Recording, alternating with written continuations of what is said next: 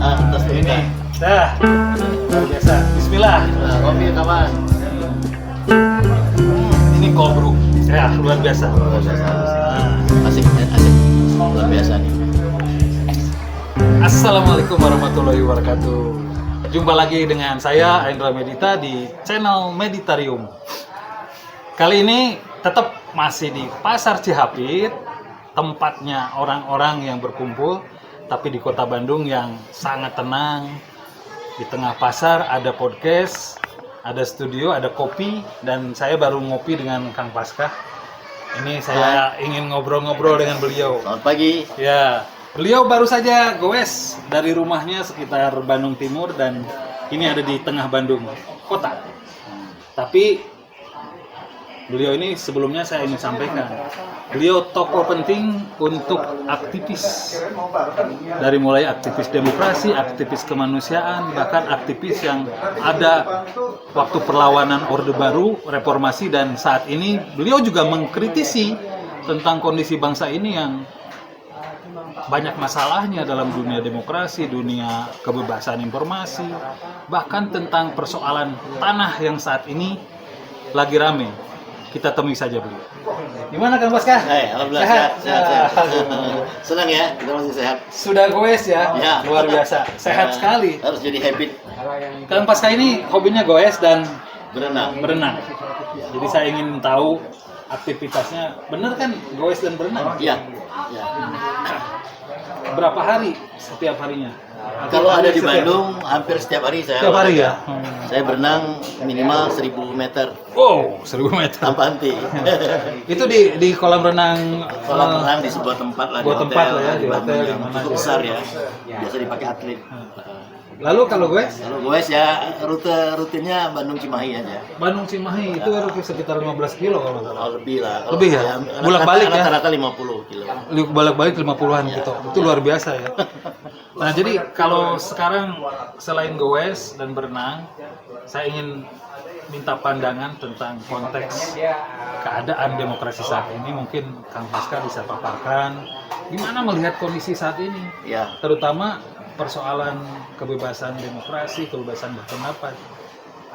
Ya, saya sebenarnya pengen jadi aktivis sejak saya SMA Wow, di Bandung SMA? di Palembang. Palembang. Ya.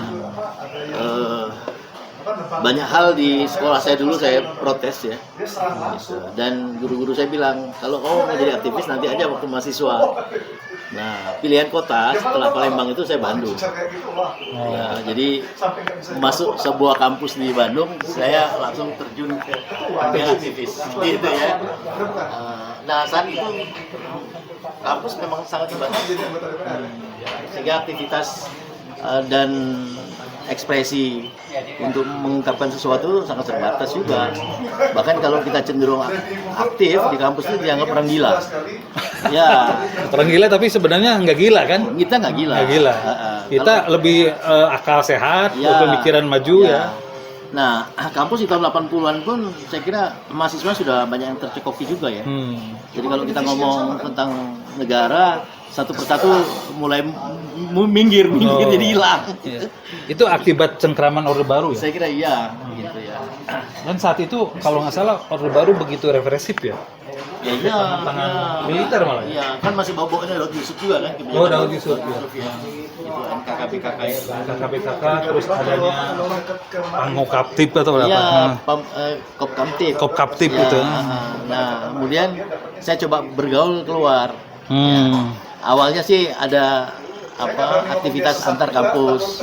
Ya, itu dari seluruh perguruan tinggi lah. Ya.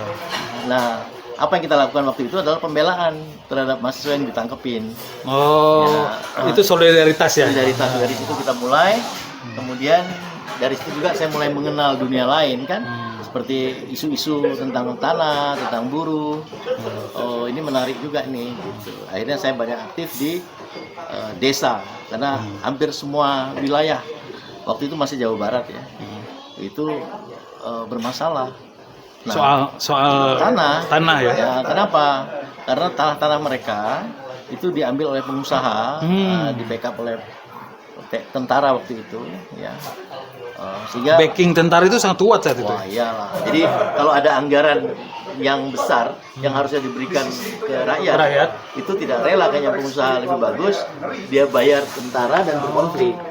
Jadi biaya konflik Ditangani lebih jadi pilihan pengusaha, saya kira waktu itu. Itu kejam sekali kalau saat itu. Ya iya, saya kira begitu ya. Kalau perbandingan dengan saat ini gimana? Pasca reformasi. Jadi gini, substansinya sama, ya, tapi polanya yang berbeda. Kalau sekarang ya, kalau dulu kan orang langsung berkonflik antar negara dan rakyat, ya, itu kelihatan sekali. Kalau sekarang ini kan enggak. Enggak ya. Sepertinya negara tidak berkonflik tapi membiarkan. Membiarkan. Ya? Nah, konflik dengan siapa? Rakyat ini berkonflik sama pengusaha, ya, yang kemudian dibenturkan menjadi konflik horizontal. Dia pakailah preman-preman.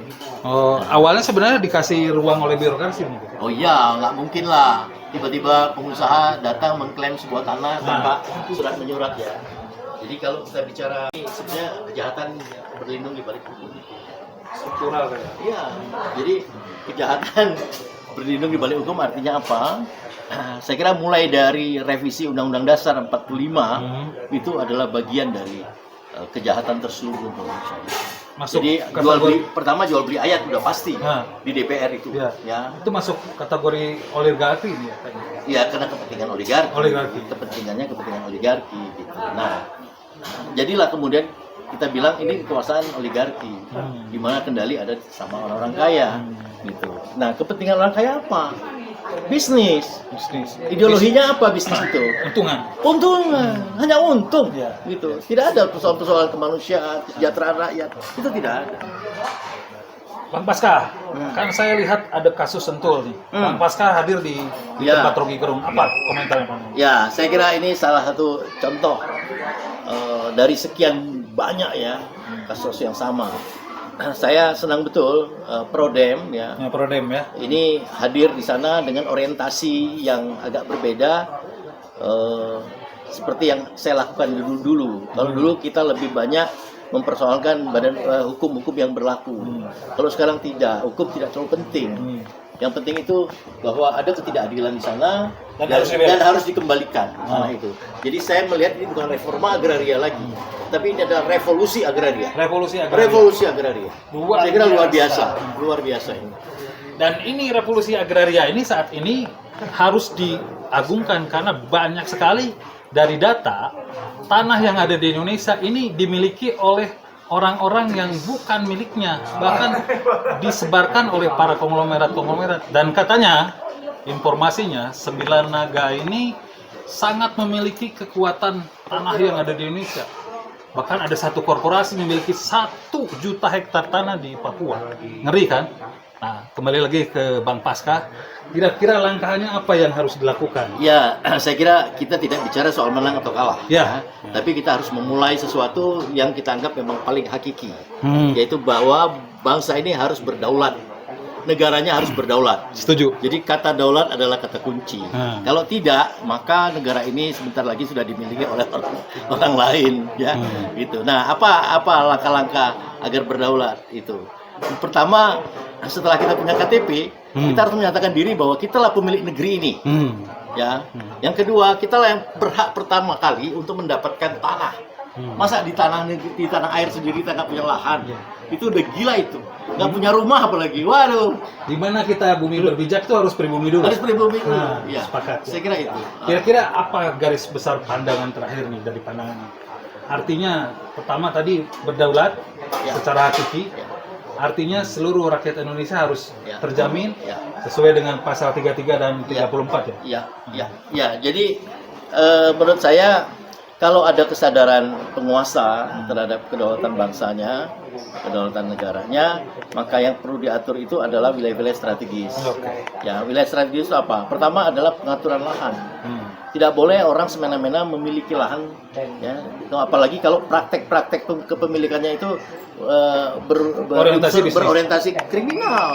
Kriminal. Gitu. Walaupun awalnya dari Ini seperti bisnis. contoh Sentul nih. Ya. Sentul itu dikasih SIPPT.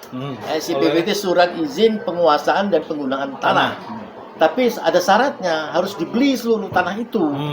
Nah, dalam kasus Sentul dia hanya beli 10% saja. Yang 90%-nya dia klaim. Dia pakai preman, dia usir itu semua rakyat. Termasuk rumahnya Rocky Gerung. Itu dimaling ya sebenarnya. Iya, Dimaling kalau jadi saya itu melihat. yang saya bilang bahwa mereka mencuri berlindung di balik aturan-aturan atau undang-undang. Jadi seolah-olah ambil setengahnya atau makan 10%, yang lainnya dicaplok begitu saja. Iya. Ini bahaya dan saya melihat pandangan Bang Pasca ini benar. Jadi kalau kita tidak berdaulat, maka kita tidak punya lagi lahan untuk pribumi yang secara hakiki. Oke, saya mau minta statement terakhir dari Bang Pasca. Kira-kira regulasi atau pandangan kekuasaan atau para pemangku jabatan ini harus terbuka? Ya, saya kira yang pertama itu kita butuh pemimpin yang melindungi. Setuju. Ya, regulasi bisa kita buat. Ya, regulasi bisa kita buat. Itu. Tapi kalau pemimpinnya tidak melindungi, tidak melayani dengan baik, saya kira semua undang-undang bisa dimanipulasi. Yang terjadi sekarang bukan rakyat Indonesia yang bodoh, tapi dibodohi. Bukan rakyat itu takut melakukan kritik, tapi dia ditakut-takuti.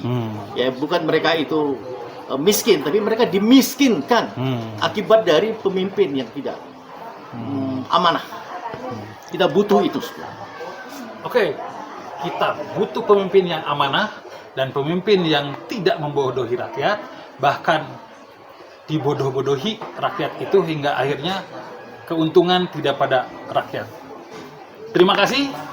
Sampai di sini dengan narasumber Bang Pasca. Sampai berjumpa lagi dengan narasumber lain di Meditarium Channel. Wassalamualaikum warahmatullahi wabarakatuh.